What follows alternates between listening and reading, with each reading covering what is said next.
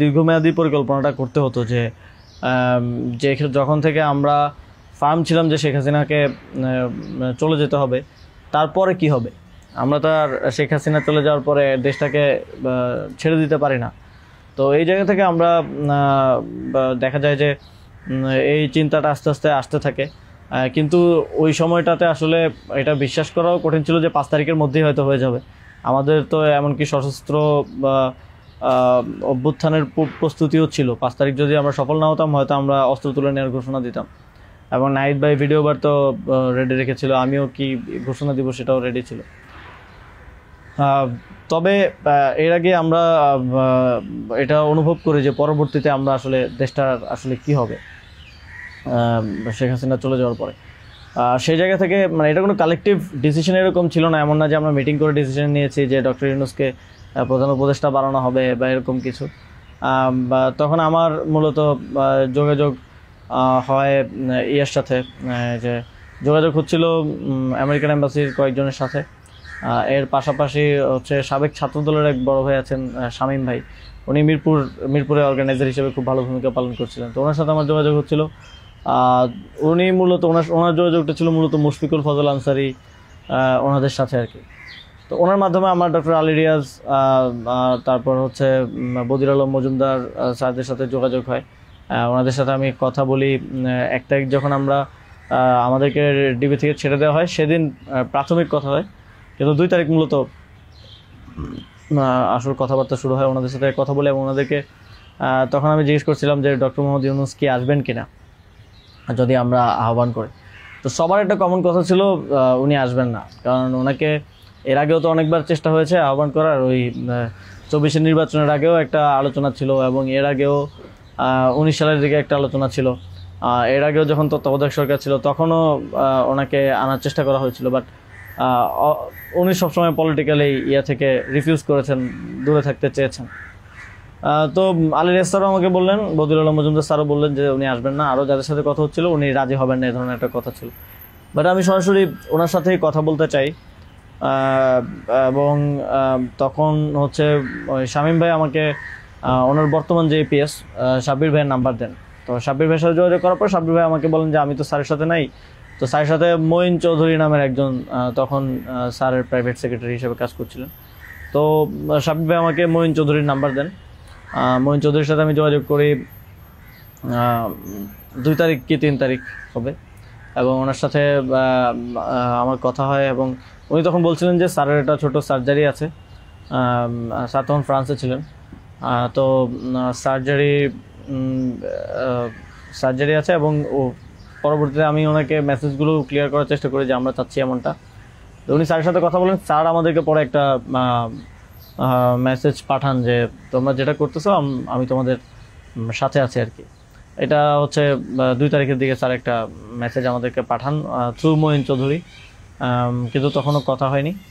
স্যারের সাথে আমার প্রথম কথা হচ্ছে, মানে আমি বারবার ইনসিস্ট করছিলাম সরাসরি কথা বলতে, কারণ সবাই অনুৎসাহিত করতেছে যে স্যার আসবেন না, আদার অপশনস দেখার জন্য, প্রধান উপদেষ্টা হিসেবে অন্য কাউকে দেখার জন্য অনেক নামও আসতেছিল, অনেক নামও সাজেশন আসতেছিল। কিন্তু আমার চিন্তাটা ছিল যে আমাদের যে অর্থনৈতিক ভঙ্গুর পরিস্থিতি, তারপরে একটা বিশেষ পরিস্থিতিতে আমরা সরকার গঠন করলে সেটার জাতীয় আন্তর্জাতিক যেই স্বীকৃতির ব্যাপার আছে, এগুলো আসলে ডক্টর মোহাম্মদ ইউনূস ছাড়া পসিবল হবে না। তো সেই জায়গা থেকে আমি বারবার যোগাযোগ করার চেষ্টা করি। পরে মঈন চৌধুরী স্যারের সাথে আমাকে কথা বলিয়ে দেন।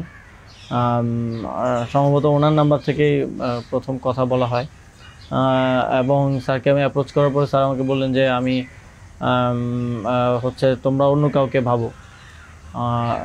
এটা সম্ভবত 3 তারিখ। স্যার বললেন যে, এবং স্যার কয়েকজনের নামও বললেন যে তোমরা ওনাদেরকে ভাবতে পারো। এর মধ্যে 2-1 আমাদের উপদেষ্টা পরিষদেও আছে এখন। স্যার বললেন যে আমার লাইফটা তো ডিফারেন্ট, আমি ওইখান থেকে আসবো কিনা।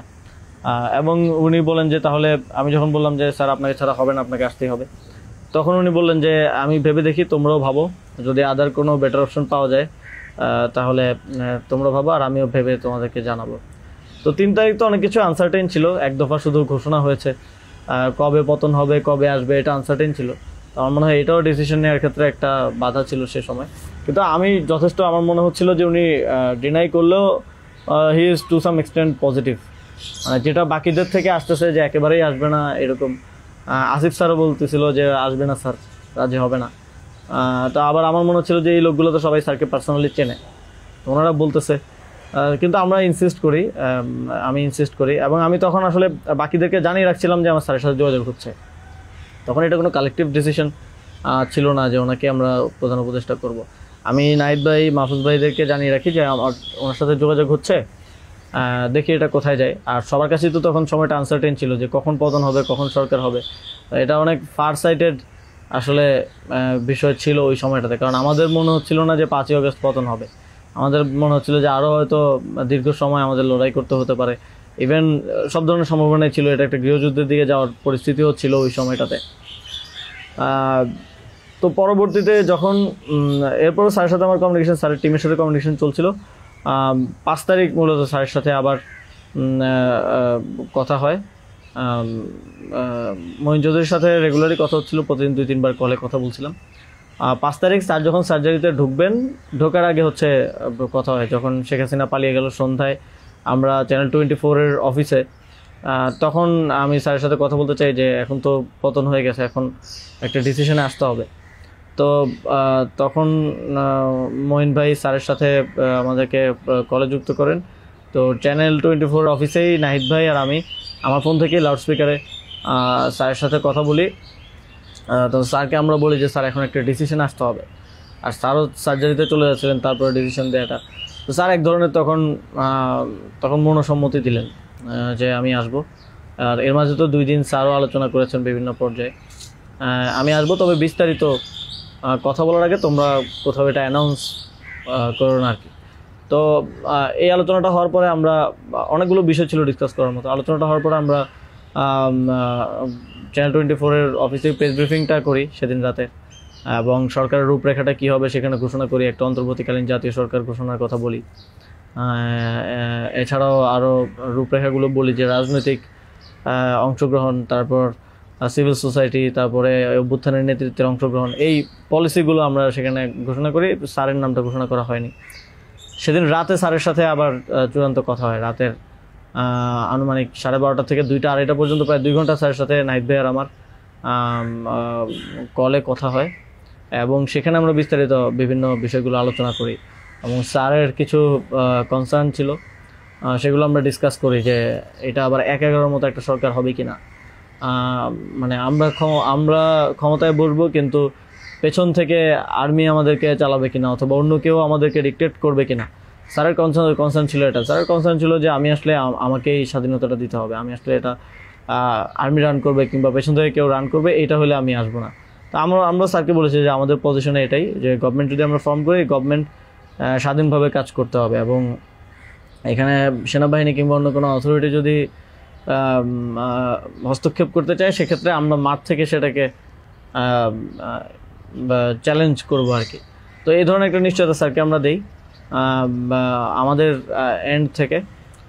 তারপর এক ধরনের কথা হয় যে উপদেষ্টা পরিষদ কেমন হবে, স্যার আমাদেরকে বলেন যে তোমরা ঠিক করো, আর স্যার কিছু সাজেশন দেন। স্যারের টিম থেকে 6 তারিখ সম্ভবত প্রায় 5 তারিখ রাতেই 23-24টা নাম আসে আমার কাছে। তো ওই নামগুলোর সাথে আমরা যে নামগুলো ঠিক করি প্রায় কমন ছিল অনেকগুলো। তারপর আমরা একটা লিয়াজু কমিটি করা হয়, যারা হচ্ছে সকল রাজনৈতিক দলের সাথে আলোচনার ভিত্তিতে একটা উপদেষ্টা পরিষদ গঠন করবে। তো ওই লিয়াজু কমিটির আহ্বায়ক ছিল মাহফুজ ভাই। তো ওনারা কমিউনিকেশন শুরু করে দেয় জামাতের সাথে, বিএনপির সাথে, আরও যারা রাজনৈতিক দল আছে, সিভিল সোসাইটি আছে, তাদের সাথে যোগাযোগের মাধ্যমে সবার থেকে নাম প্রস্তাব আসতে থাকে। কিছু নাম ছিল কমন, আমাদের এখানেও কমন, যেমন কিছু মানুষজন, যেমন সালাউদ্দিন আহমেদ স্যার, উনি তো অর্থনীতিতে বাংলাদেশে মানে এই মুহূর্তে যদি আমরা চিন্তা করি তাহলে ওয়ান অফ দ্য বেস্ট। তো ওনার নামটা সব দিক থেকে আসে। তো এরকম কিছু কমন নাম আসে, আবার কিছু নাম দেখা যায় আমরা ইনক্লুড করি বা কোনো এক পক্ষ থেকে আসে কিন্তু অন্য পক্ষ এটাকে আবার রিফিউজ করে। বিএনপির কিছু নামের ব্যাপারে আপত্তি ছিল, তাদেরকে পরে নেওয়া হয়নি। তো এভাবে একটা মোটামুটি সবার সাথে কনসালটেশনের ভিত্তিতে একটা উপদেষ্টা তালিকা করা হয়, এবং যেদিন স্যার ল্যান্ড করে বাংলাদেশে আসেন 8 তারিখ দুপুরে, আর্মি থেকেও কিছু নাম প্রস্তাব করা হয়। কিন্তু আমরা একটু প্রায় 5-6টা নাম আমরা একটু ঘেটে দেখলাম যে এই লোকগুলো ওইভাবে সর্বজন গ্রহণযোগ্য না। এবং আরেকটা সমস্যা হচ্ছে তাদের অনেকেরই হয় না যে সফট আওয়ামী লীগ অ্যান্ড আওয়ামী লীগের সিভিল সোসাইটি হিসেবে পরিচিত, অথবা তাদের ব্যাকগ্রাউন্ডটা একজন আর্মি অফিসিয়ালসের নাম ছিল সেখানে, এক্স আর্মি অফিসিয়ালস। তার ব্যাকগ্রাউন্ড আমরা দেখি যে তিনি ইন্ডিয়ায় তিনি 4 বছর ছিলেন এবং 4 বছরে তিনি কয়েকটা কোর্স করেছেন সেখানে। সো আবার ওনার ব্যাপারে জনমত হচ্ছে র কানেক্টিভিটি আছে, তো ওই নামগুলো আমরা কেটে দেই এবং সেখানে আর্মি কিছুটা নাকশ হয় যে এই নামগুলো কেটে দেওয়ার পরে। এবং ওই স্যারের সামনে রেখেই, কারণ স্যার ওই যখন ভিভিআইপি লাউঞ্জে স্যার ছিলেন এয়ারপোর্টে, তো স্যারের সামনে রেখে আমি আর আসিফ স্যার নামগুলো কেটে দিই যে এই নামগুলো তো আমরা দেই নাই। সেখানে আর্মি চিফও ছিলেন। তো আমাদের ইয়েটা ছিল ওইটাই যে আগের রাতে আমরা যেটা কথা বললাম যে এই উপদেষ্টা পরিষদে যদি আর্মির লোকজনই বেশি থাকে তাহলে তো এটা দিন শেষে আর্মি ব্যাগড আবার 111 টাইপ গভর্নমেন্টই হচ্ছে। সেই জায়গা থেকে আমরা এই নামগুলো নিতে চাইনি। তবে সেখানে আমরা যুক্তি দিয়েছি যে কারণ সবার প্রোফাইলটা যখন আমরা একটু ঘাটাঘাটি করেছি দেখেছি সবারই কোনো না কোনো প্রবলেমেটিক এলিমেন্ট সেখানে আছে।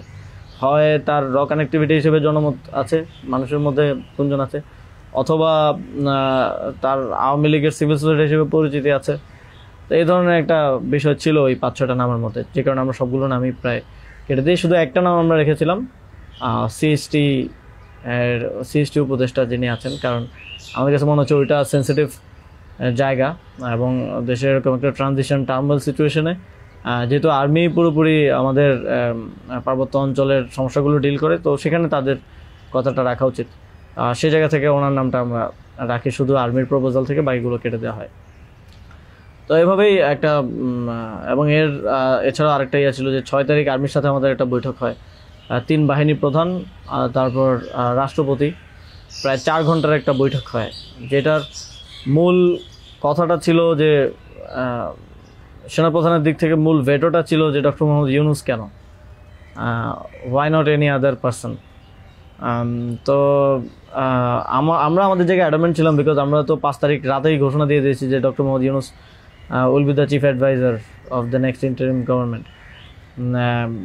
এবং সেটা এক ধরনের বৈপ্লবিক কায়দায় আমরা ভিডিও বার্তা দিয়ে ঘোষণা দিয়ে দিয়েছি, আমরা কোনো নিয়মের কিংবা সংবিধানের তোয়াক্কা সে সময়টাই করে নেই। কিন্তু উনি বারবার বলার চেষ্টা করছিলেন যে ডক্টর মোহাম্মদ ইউনূসের নামে মামলা আছে, তিনি একজন কনভিক্টেড পার্সন আসলে কীভাবে হতে পারে, একটা দেশের প্রধান উপদেষ্টা হতে পারে। তো আমরা যখন এগুলো ডিবাঙ্ক করতেছিলাম কথাগুলোকে যে এগুলো তো আওয়ামী লীগের সময়ের পলিটিক্যালি মোটিভেটেড মামলা, এই মামলা তো দেখা গেছে সবার নামে পাওয়া যাবে, আমাদের নামেও আছে। তো এটা বলার পর আবার ওনারা আরেকটা কথা বললেন যে সোসাইটির একটা বড় অংশ তো আসলে ওনাকে হেট করে, এবং বড় অংশ বলতে উনি তখন সরাসরি বলেছেন যে আওয়ামী লীগের অন্তর্বর্তীকালীন সরকারটা তো সবার কাছে গ্রহণযোগ্য হতে হবে। এখন আওয়ামী লীগ তো ডক্টর মোহাম্মদ ইউনূসকে 2 চোখে দেখতে পারে না, একদম অপছন্দ করে। তো এখন এই আওয়ামী লীগ একটা লোককে একেবারেই দেখতে পারছে না, এবং বাংলাদেশে তো আলটিমেটলি 30-40% পিপল আওয়ামী লীগকে সাপোর্ট করে। এই 30-40% পিপলের মতামতের বিরুদ্ধে গিয়ে একটা লোককে প্রধান উপদেষ্টা করা উচিত। তো আমরা তখন বললাম আওয়ামী লীগ এমন কিছু না যেটা নিয়ে এখন আমাদের কনসার্ন হওয়া উচিত। আওয়ামী লীগকে আমরা পরাজিত করেই এই প্ল্যাটফর্মে আসছি, এখানে আমরা বসছি।